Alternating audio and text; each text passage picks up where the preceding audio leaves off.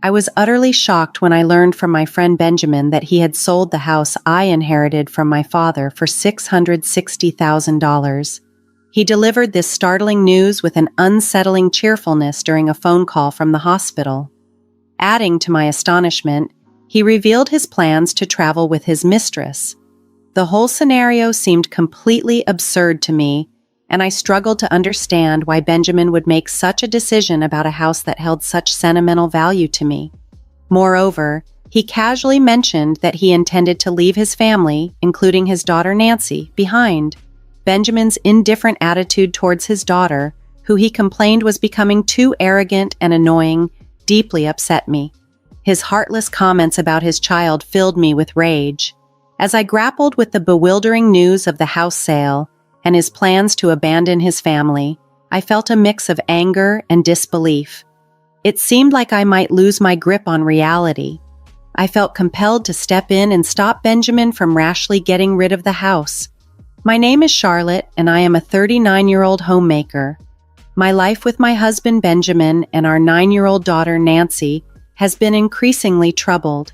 Marital strife has been growing, fueled by suspicions of Benjamin's cheating that have lingered for about a year, though I had no solid proof. His behaviors, like staying out late at bars, returning home with strange scents, and buying expensive gifts that weren't for me, raised alarms. Yet I've been too scared to confront him about his possible affair, leaving me paralyzed from taking any decisive action. Reflecting on our relationship, I remember the Benjamin I fell in love with 11 years ago. His kindness and sincerity initially captivated me, and our marriage started off blissfully. However, things began to deteriorate around the time Nancy turned 1. Parenting proved more demanding, and as a full-time homemaker, I needed Benjamin's help with tasks like baths and meals. But as these responsibilities became routine, he grew resentful and gradually withdrew from active parenting. He began to argue that since I was a stay-at-home mom, all childcare duties should fall to me. Benjamin's resentful remarks were frequent, and he often left me and Nancy by ourselves while he secluded himself in our bedroom. As he became more detached, his interactions with Nancy lessened. Even on his days off, he dismissively told her that playing was my job and that he was too busy. Benjamin did not consider Nancy's feelings, often scolding her if she cried and blaming my parenting when things went wrong. To protect Nancy from his harsh words, we would often escape to our room and play by ourselves. It's painful to see how our once happy marriage has become so strained and tumultuous, leaving me to navigate these challenges largely on my own. Whenever I found myself craving a little personal time for hobbies like reading or watching movies, the reality of living with my daughter Nancy constantly left me with hardly any time for myself. Meanwhile, Benjamin was often indulging in his car racing hobby. It felt unfair, but I hesitated to voice my discontent since we depended on his income. This sense of helplessness and frustration had been building over the 9 years of our marriage as Benjamin's lack of interest in parenting and his harsh language became distressingly routine, a stark contrast to the thoughtful and caring man I had married. Despite these challenges, I knew it was crucial to maintain stability for Nancy's sake, since our livelihood depended on Benjamin's earnings. One afternoon, while Nancy and I were drawing together, she praised my artistic skills and suggested I could turn drawing into a profession. Despite Benjamin's often dismissive attitude, Nancy had grown into a forthright, cheerful, and honest girl, qualities that mirrored the opposite of my reserved nature. It was heartening to see her thrive at school, popular among her friends and a favorite of her teachers. Her appreciation for my drawings boosted my confidence and pride, reminding me how much she noticed and valued my efforts. I cherished her positivity, which brought light to the challenging dynamics of our family. As long as Nancy could find reasons to smile, I felt bolstered to face the ongoing challenges. That evening, however, our home life took a familiar downturn. Benjamin came home drunk and collapsed in the living room, His drinking had become increasingly worrisome. As I managed to get his jacket off him, a piece of paper fell out. It was a receipt from a motel, a clear and damning confirmation of my long-held suspicions about his infidelity. Trying to hide my inner turmoil, I quietly tucked the receipt away on a shelf, and as the night unfolded, I lay awake wondering how to confront Benjamin about this revelation. The next morning, with Benjamin barely sober and leaving the house before Nancy went to school, I was left alone with my thoughts amidst my daily chores. The discovery of the motel receipt made it increasingly difficult to ignore the truth or maintain the facade of a harmonious relationship. I knew something had to change, but the path forward seemed daunting. I felt an urgent need to confront Benjamin, hoping for an admission and perhaps an apology within the next few days. As I was lost in these thoughts, my smartphone suddenly vibrated, jarring me from my reverie. An unfamiliar number flashed on the screen, filling me with apprehension. I answered hesitantly, and the caller introduced themselves as a staff member from General Hospital. They informed me that Benjamin had been rushed to the emergency room and was now undergoing surgery for a severe kidney disease. The doctor explained that Benjamin's condition was critical and he might need a kidney transplant. Overwhelmed by this sudden twist in our lives, I listened as the doctor detailed the gravity of the surgery and the need for a transplant. Despite the pain Benjamin had caused me with his mocking and unfaithfulness, I found myself not wanting to lose him. That night, I clung to the hope of his recovery, contemplating the daunting reality of his surgery. As time passed, the search for a suitable kidney donor began. Unexpectedly, I turned out to be the best match. The revelation that I could save Benjamin, despite our strained relationship, added a complex new layer to our story. The situation grew even more complicated with the involvement of Benjamin's parents, who, despite being elderly, were deeply concerned. The decision to donate a kidney required me to weigh our troubled past against the possibility of a renewed bond through this life-saving gesture. My health was not perfect, but I was still the most suitable donor because of our compatible blood types, and Benjamin had no siblings. Admittedly, I had serious reservations about undergoing the surgery. However, the overriding importance of preserving Benjamin's life helped me overcome these hesitations. Recognizing the irreplaceable value of his presence, I decided to proceed as his kidney donor. When I discussed Benjamin's condition and our upcoming surgery with Nancy, she responded with understanding and encouragement. She stayed with my in-laws during my hospitalization. Despite their health issues, they were able to care for her. Nancy enjoyed a close bond with her grandparents, and knowing she was in good hands provided me with immense relief. With that peace of mind, I underwent the kidney transplant surgery, which, surprisingly, was completed more quickly than I had anticipated. I spent about a week in the hospital while Benjamin needed 8 days to recover. Thankfully, there were no complications, and both of our recoveries proceeded smoothly. Just before I was due to be discharged, my phone rang, sending a shiver down my spine. I answered the call, bracing myself for another unexpected twist. As I spoke to Benjamin, who had just received my kidney, I expected words of thanks for the life-saving donation and asked about his recovery. But the conversation took a shocking turn. In an unsettlingly cheerful tone, he revealed that he had sold our house for $660,000 and was planning a trip with his mistress. I was stunned by the news. It felt like a lightning strike. That house wasn't just any property. It was a cherished inheritance from my father, now thoughtlessly sold off. Benjamin's brazen announcement that he also had a mistress added another layer of shock. In my state of disbelief, I asked about our daughter Nancy's welfare, only to be met with his cold indifference. He said he didn't care and was planning to leave her behind. This revelation left me both enraged and appalled. The idea that he would sell the house and abandon his daughter was incomprehensible.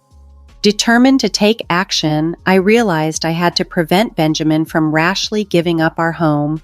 As our call ended abruptly, I was left in a whirlwind of emotions, grappling with his shocking decisions and figuring out how to protect our home and Nancy's future.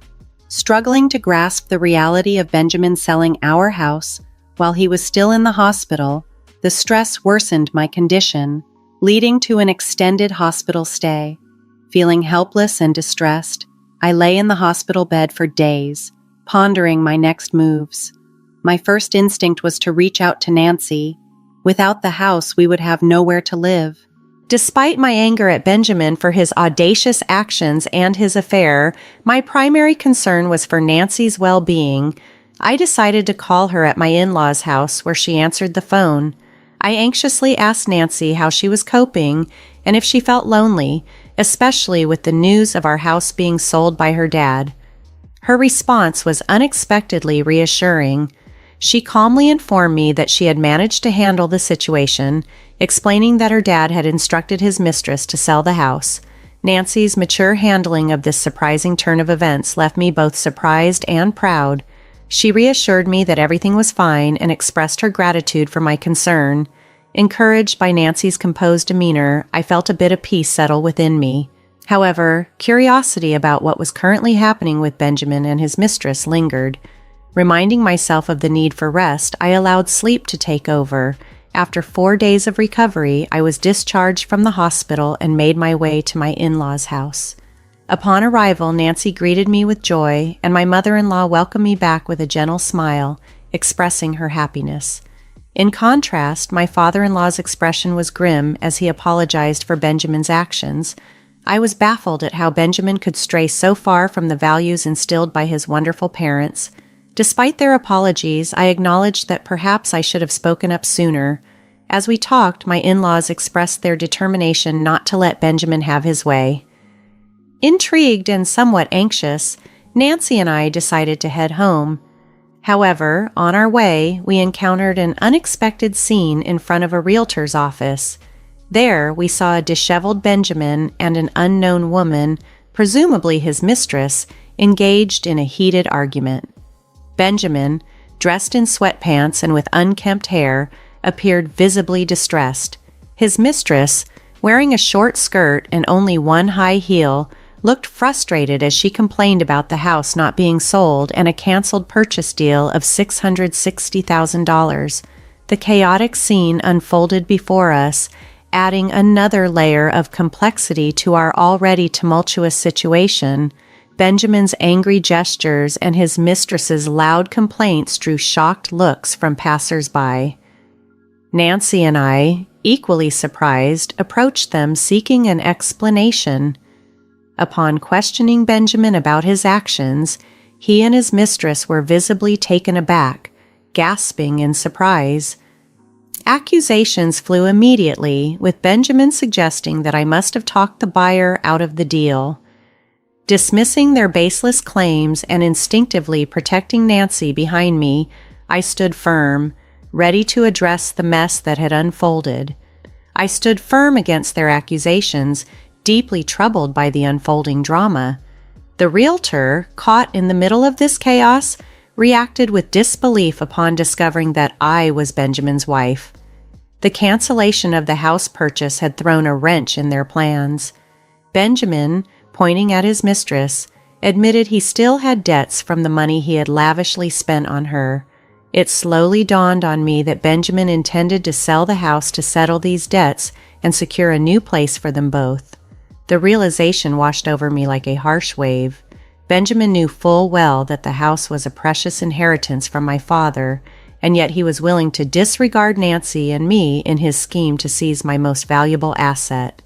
My anger surged as I confronted him.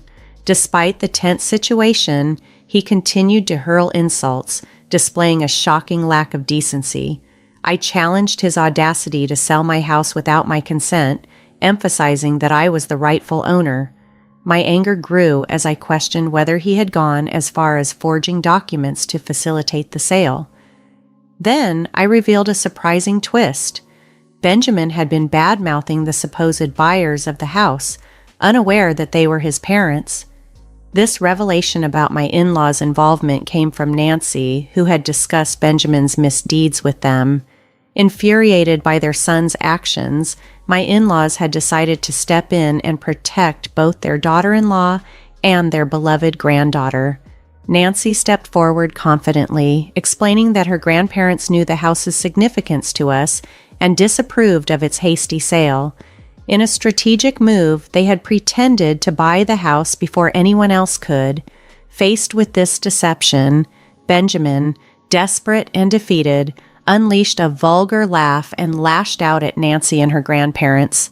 However, Nancy remained calm despite his verbal assault. In response, I pulled a piece of paper from my bag and thrust it under Benjamin's nose, ready to confront him with undeniable evidence.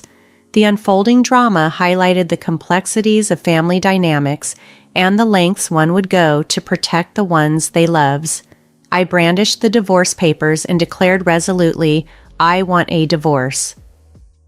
Instead of grasping the gravity of the situation, Benjamin snorted and scoffed, questioning my ability to live without him. Unfazed by his arrogance, I decided it was time to dispel his misguided assumptions. Determined to shatter Benjamin's illusions, I calmly informed him that I had a plan in place.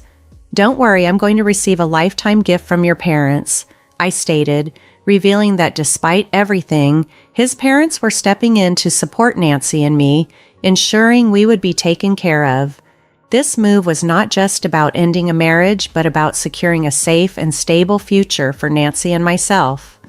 I recently shared the news of receiving a significant pre-inheritance gift with Benjamin and his mistress, which left them visibly surprised.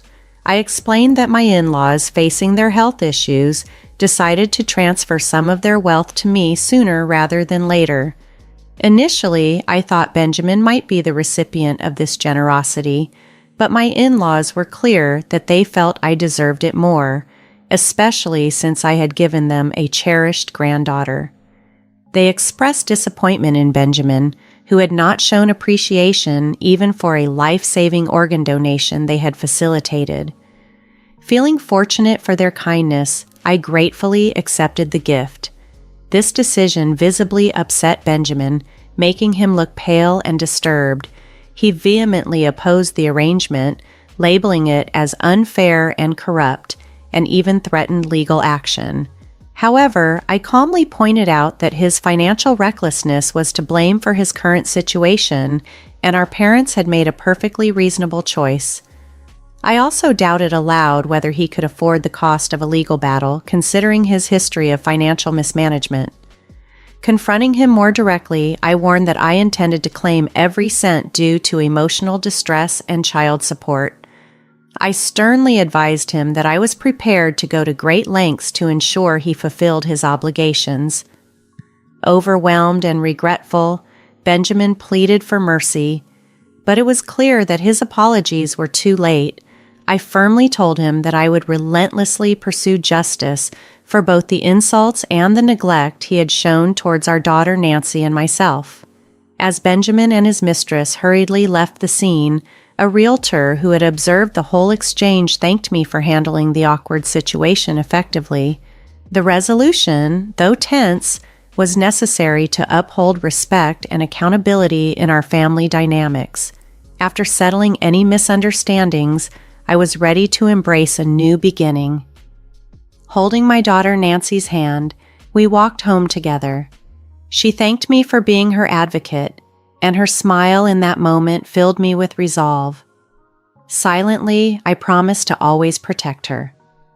The divorce from Benjamin proceeded smoothly, ending a marriage marked by prolonged distress. Surprisingly, it concluded with little fanfare, prompting me to reflect on why I had tolerated so much for so long. It became clear that Benjamin had squandered a significant amount of money on his affair and had borrowed heavily to support his indiscretions. His mistress eventually left him, unable to cope with his financial instability. At the same time, Benjamin faced professional setbacks. His company, struggling with material shortages, had to downsize. Benjamin, working in the factory, was one of the first to be laid off. While unfortunate for him, it seemed likely that the company chose to dismiss employees based on poor performance or behavior, which might have included Benjamin given his conduct at home. Now jobless, Benjamin scraped by with part-time work, showing little initiative to seek full-time employment. His life appeared bleak, having lost his job, lover, and wife. Despite my past efforts, including donating a kidney to him, Benjamin had taken my sacrifices for granted. It seemed that karma was finally catching up with him, and it was time for him to focus on repaying his debts. Meanwhile, I turned a new leaf by venturing into illustration, using the assets inherited from my in-laws. Inspired initially by Nancy's praise of my drawing skills, I received positive feedback from clients who valued the meticulous and skillful nature of my work. I plan to expand my client base and continue working hard to provide a better life for Nancy and myself. This new chapter was not just a recovery from past wounds, but a proactive step toward a thriving future.